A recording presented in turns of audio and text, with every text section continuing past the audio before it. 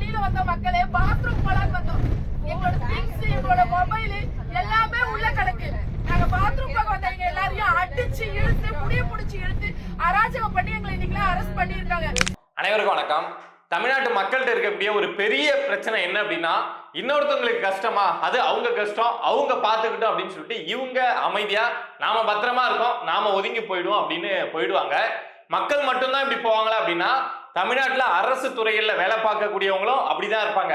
அந்த துறைக்கு ஒரு பிரச்சனையா, செவிலியர்கள் போராட்டம் நடத்துறாங்களா, அதுக்கும் நமக்கும் சம்பந்தம் கிடையாது. நாம தூய்மை பணியாளர்கள், நாம அதை பார்த்தோமா பரிதாபப்பட்டோமா அதோட ஒதுங்கி போயிடும் அப்படின்னு போயிடுவாங்க. ஆனா உண்மை என்ன அப்படின்னா, எல்லா துறையுமே இங்க போராட்டம் அப்படிங்கிறத நடத்திட்டாங்க. அவங்க தானே கஷ்டப்படுறாங்க.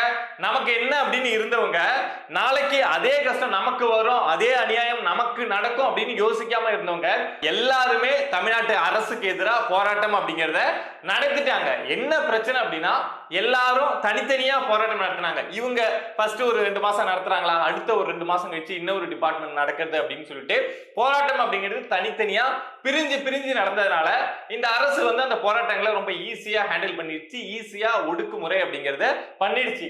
ஆனா ஒரு 2-3 டிபார்ட்மெண்ட் சேர்ந்து ஒரே நேரத்துல போராட்டம், ஆர்ப்பாட்டம், எங்களுடைய கோரிக்கையை நிறைவேற்றணும் அப்படின்னு சொல்லி இறங்கிருந்தாங்க அப்படின்னா இந்த அரசு ஸ்தம்பித்து போயிருக்கும். இதை ஏன்பா இப்ப சொல்லிட்டு இருக்கு அப்படின்னா, இப்போ ரீசெண்டா நம்ம பார்க்கக்கூடிய ஒரு 2 பெரிய போராட்டம் என்ன அப்படின்னா, தூய்மை பணியாளர்கள் போராட்டம் கிட்டத்தட்ட ஒரு 5 மாசமா சென்னையில பல்வேறு பகுதிகளில் நடந்துட்டு இருக்கு. அரசு வந்து அவங்களை ஈஸியா ஒடுக்குமுறை பண்ணி வெளியிலேயே தெரியாம மீடியா கவர் பண்ணாத அளவுக்கு அந்த விஷயத்தை பார்த்து ஹேண்டில் பண்ணிட்டு இருக்காங்க. இன்னொரு பக்கம் இன்னையோட 7வது நாளா வந்து செவிலியர்கள் போராட்டம் அப்படிங்கிறது தமிழ்நாடு முழுக்க பல இடங்கள்ல நடக்குது. சென்னையில முக்கியமா தமிழ்நாடு முழுக்க இருந்து வந்த பல செவிலியர்கள் வந்து சென்னையில போராட்டம் அப்படிங்கிறத நடத்திட்டு இருக்காங்க. இவங்களை இந்த 7 நாளா இந்த அரசு செய்யக்கூடிய விஷயங்கள், அவங்களை அலக்கடிக்கக்கூடிய விஷயம் அப்படிங்கிறது கேட்கறதுக்கே ரொம்ப அதிர்ச்சியா இருக்குங்க. இது அரசா இல்ல வேற ஏதாவது அப்படிங்கிற அளவுக்கு அதிர்ச்சியா இருக்கு. அவங்க ஒரு இடத்த போராடுறாங்களா, அங்க இருந்து கைது பண்ணி கொண்டு போய் சென்னையோட அவுட்டர்ல விடுறது, அங்கேயும் போய் போராட்டம் நடத்துறாங்களா, ஒரு மண்டபத்துல அடைக்கிறது, மண்டபத்துல வச்சு சாப்பாடு போடாம இருக்கிறது, சார்ஜ் போடுறதுக்கு கரண்ட் கொடுக்காம இருக்கிறது அப்படின்னு சொல்லிட்டு ஒரு அரசு எப்படிலாம் நடந்துக்க கூடாதோ அப்படிலாம் இந்த அரசு வந்து நடந்துட்டு இருக்கு. அதுக்கே வந்து அவங்க பொதுமக்களுக்கு இடையூறு செய்யற மாதிரி எங்கேயும் போராட்டம் நடத்தல, எதையும் கத்தி ஆர்ப்பாட்டம் பண்ணல, கூச்சல் போடல, எதுவுமே பண்ணல. ஜனநாயக முறையில திமுக வந்து 356வது வாக்குறுதியா செவிலியர்களுக்கு நாங்க இதெல்லாம் ஆட்சிக்கு வந்தா செய்வோம் அப்படின்னு 2021 தேர்தலில் சொல்லியிருந்தாங்க. சோ அதை செய்ய சொல்லுங்க அப்படின்னு சொல்லிட்டு நியாயமான கோரிக்கையை வச்சுதான் இந்த செவிலியர்கள் போராட்டம் அப்படிங்கிறத நடத்திட்டு இருக்காங்க.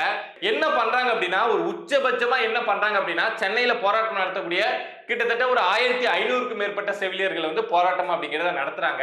அவங்கள வந்து நாங்க கைது பண்றோம் அப்படின்னு சொல்லிட்டு அரசு பஸ்ல ஏத்தி, சரி அரசு தரப்புல இருந்து கைது பண்றாங்க, காவல்துறை கைது பண்றாங்கன்னா ஏதாவது கொண்டு போய் மண்டபத்துல அடைப்பாங்க, அதான அதிகபட்சமா பண்ணுவாங்க அப்படிங்கிற ஒரு நம்பிக்கையில தானே அந்த பெண்கள் எல்லாம் ஏறுவாங்க. ஒத்துழைப்பு அப்படிங்கிறத கொடுக்கணும்ல, இல்லைன்னா காவல்துறை வந்து பணி செய்ய விடாம தடுத்தாங்க அப்படின்னு சொல்லிட்டு அதுக்கு ஒரு வழக்கு போட்டுருவாங்கல்ல. சோ அதுக்கு இந்த பெண்கள், இந்த செவிலியர்கள் வந்து ஒத்துழைப்பு கொடுத்து காவல்துறை வந்து கைது பண்றாங்களா, கைது பண்ணிட்டோம் அப்படின்னு அவங்க நிறுத்தி இருக்க பஸ்ல ஏறினா அங்க இருந்து அந்த சென்னையில இருக்கக்கூடிய இடத்துல இருந்து கைது பண்ணாங்க இல்லையா, அங்க இருந்து அவங்களை வந்து கூப்பிட்டுட்டு எங்கேயோ சென்னையை விட்டு அவுட்டர்ல கூப்பிட்டு வந்திருக்காங்க. அதுக்கு அந்த பெண்கள் வந்து கேட்டிருக்காங்க, எங்கெங்க கூப்பிட்டு போறீங்க, நாங்க போராட்டம் நடத்துறோம், எங்களை எங்கேயோ வெளில கூப்பிட்டு போறீங்க, எங்க கூப்பிட்டு போறீங்க அப்படின்னு கேட்டிருக்காங்க. அதுக்கு அவங்க டிரைவர் கண்டக்டர் வந்து அவங்கள என்ன சொல்ல சொல்றாங்களோ அதானே சொல்ல முடியும். அவங்க என்ன சொல்லியிருக்காங்க அப்படின்னா, விழுப்புரம் நீதிமன்றத்துக்கு உங்களை கூப்பிட்டு போக சொல்லியிருக்காங்க, மற்ற பஸ் எல்லாம் பின்னாடி வருது அப்படின்னு சொல்லியிருக்காங்க. இந்த பெண்களும் சரி ஏதோ நீதிமன்றத்துக்கு தான் கூப்பிட்டு போறாங்க போல, நம்ம நீதிமன்றம் போனா அங்க போய் பேசிக்கலாம் அப்படின்னு நம்பிக்கையோட உட்கார்ந்துருக்காங்க. ஆனா கடைசியில உளுந்தூர்பேட்டை பேருந்து நிலையத்துல கொண்டாந்து எல்லாரையும் இரவு நேரத்துல இறக்கி விட்டு எல்லாரும் மரியாதையா அவங்கவுங்க வீட்டுக்கு போயிடுங்க அப்படின்னு சொல்லிட்டு மிரட்டி இருக்காங்க. திமிர்தனத்துல நம்ம எது செஞ்சாலும் யாருங்க கேட்ட முடியும் அப்படிங்கிற ஒரு அதிகார திமிரோட இந்த அரசு நடந்துட்டு இருக்கு. நான்லாம் இந்த விஷயத்தை பத்தி நான் சொல்றது இல்ல, மற்ற மீடியாக்கள் சொல்றதை விட அங்க பாதிக்கப்பட்ட அந்த செவிலியர்கள் இருப்பாங்கல்ல, அவங்க பேசுறதை கேட்டா இந்த அரசு எப்படி நடந்துக்கிறது. ஏன்னா உங்களுக்கு தோணலாம், மீடியாக்கள் வந்து அங்க நடக்கிறத விட ரொம்ப ஓவர் டூவா இந்த விஷயத்த பேசுறாங்க, அங்க நடக்காத விஷயத்தெல்லாம் சொல்றாங்க அப்படின்லாம் கூட உங்களுக்கு ஏதாவது தோணலாம். இந்த அளவுக்குலாம் ஒரு அரசு செய்யுமா அப்படின்னு கூட உங்களுக்கு கேள்வி எழும்பலாம். சோ நாம பேசுறதை விட அந்த இடத்துல இருந்து பாதிக்கப்பட்ட செவிலியர்கள் பேசுற விஷயத்த நம்ம கேட்டோம் பார்த்தோம் அப்படின்னா நமக்கு புரியும் இல்ல அவங்களுடைய வலி என்ன, இந்த அரசு அவங்களை எப்படி கஷ்டப்படுத்துது அப்படிங்கிற விஷயத்த நம்மளால புரிஞ்சிக்க முடியல. சோ அதுக்காகவே ஒரு வீடியோ ஒன்றை வந்து பிளே பண்ணி காட்டுறேன். ஒரு நிறைய செவிலியர்களை வந்து அந்த பேருந்துல கைது பண்ணி கூப்பிட்டு போறாங்க. அதுல ஒரு செவிலியர் வந்து தங்களுக்கு இந்த அரசு என்ன கொடுமை பண்ணுது, எப்படி சாப்பாடு போடாம ரெஸ்ட் ரூம் போக விடாம மொபைலை சார்ஜ் போட விடாம எப்படி இந்த அரசு கொடுமை பண்ணுது, என்னென்னலாம் அவங்கள பண்ணுது அப்படிங்கிற விஷயத்த அவங்க ரொம்ப தெளிவா பேசியிருக்காங்க. அந்த வீடியோவை பார்த்தீங்க அப்படின்னா உங்களால முழுசா புரிஞ்சிக்க முடியும் இந்த அரசு இந்த செவிலியர்களை என்ன பாடுபடுத்துது அப்படிங்கிற விஷயத்த முழுசா புரிஞ்சிக்க முடியும்.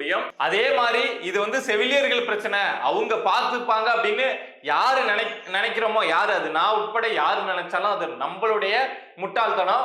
அவங்களுக்கு இன்னைக்கு நடக்கிறது தான் நாளைக்கு நமக்கு நடக்கும் அப்படிங்கிற வழியை உணர்ந்தோம் அப்படின்னா அவங்களுக்கு ஆதரவா நிக்கணும் அப்படின்னு தோணும். சோ உங்களால எந்த அளவுக்கு அவங்களுக்கு ஆதரவா நிக்க முடியுமோ, இல்ல ஒரு போஸ்ட் போட முடியுமோ, இல்ல ஒரு வீடியோ போட முடியுமோ, இல்ல அந்த போராட்டம் நடக்கிற இடத்துல இருந்து பக்கத்துல நீங்க இருக்கீங்க அப்படின்னா அவங்களுக்கு ஆதரவா போய் அங்க கூடி நிக்க முடியுமோ, இல்ல அவங்களுக்கு சாப்பாடு கொடுக்க முடியுமோ, எது செய்ய முடியுமோ செய்யுங்க. இந்த வீடியோவை பாருங்க, அவங்களுடைய வலியை உங்களால 100% புரிஞ்சிக்க முடியும்.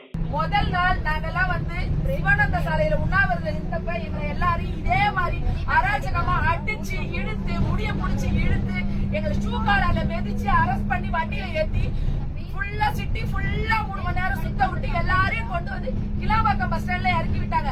அப்பயும் நாங்க யாரும் எதிர்த்து ஒரு வார்த்தை யாரும் எதுவும் பேசல. நாங்க எங்களுடைய எதிர்ப்பை வந்து நாங்க தெரிவிக்கல. அமைதியா அதே கிளாம்பாக்கம் பஸ் ஸ்டாண்ட்ல உட்காந்து நாங்க எங்களுடைய போராட்டத்தை தொடர்ந்தோம்.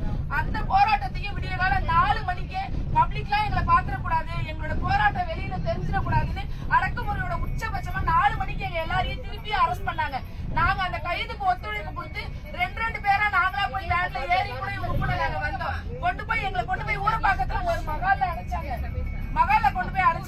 அங்கேயும் நாங்க காலையில இருந்து வெயிட் பண்ணோம். எங்களை யாரையுமே பார்க்க விடல. எந்த பிரஸ்ஸையோ எந்த பப்ளிக்கையோ வந்த எந்த ஒரு லீடர்ஸையும் எங்களை மீட் பண்ண விடாம நைட்டு 11 மணி வரைக்கும் எங்களை அடைச்சு வச்சிருந்து 11 மணிக்கு எல்லாரையும் வெளியில திறந்து விட்டு அந்த மண்டபம் ஓனரை கூப்பிட்டு மிரட்டி அந்த ஆள் வந்து லைட்டு ஃபேன் எல்லாத்தையும் ஆஃப் பண்ணி கேட்டை பூட்டி எங்க எல்லாரையும் கழுத்து பிடிச்சி வெளியில தள்ளினாங்க.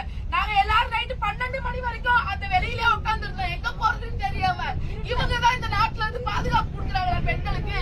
12 மணி நைட்டுக்கு எங்க போறதுன்னு தெரியாம 1500 பேரும் நடந்து 2 பேரா இங்க இருந்து 3 கிலோமீட்டர் இருக்கு கிளாம்பாக்கம் பஸ் ஸ்டாண்டு. 12 மணில இருந்து 2:30 மணி வரைக்கும் நடந்து போனோம். போயிட்டு அங்கேயாவது படுத்து கிடப்போம். பஸ் ஸ்டாண்ட்ல படுத்து கிடந்தோம்.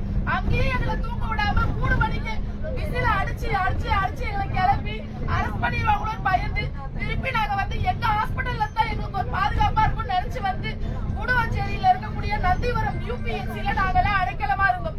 3 நாளா நாங்க எந்த பப்ளிக்காவது டிஸ்டர்ப் பண்ணி இருப்போமா, ஒரு சின்ன ஒரு குரல் எங்க குரல் வெளியில கேட்டிருக்குமா, எதுவுமே பண்ணாத எங்களை இன்னைக்கு பாத்ரூம் போலான்னு வெளியில வந்த மக்களே பாத்ரூம் போலான்னு வந்தோம்.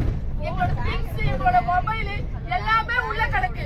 நாங்க பாத்ரூம் பக்கம் வந்தவங்க எல்லாரையும் அடிச்சு இழுத்து முடிய புடிச்சு இழுத்து அராஜகம் பண்ணி எங்களை இன்னைக்கு அரெஸ்ட் பண்ணிருக்காங்க. இந்த ஆளு இப்படிதான் ஒரு அகிம்சையில போராடுற ஒருத்தவங்களை ட்ரீட் பண்றதா?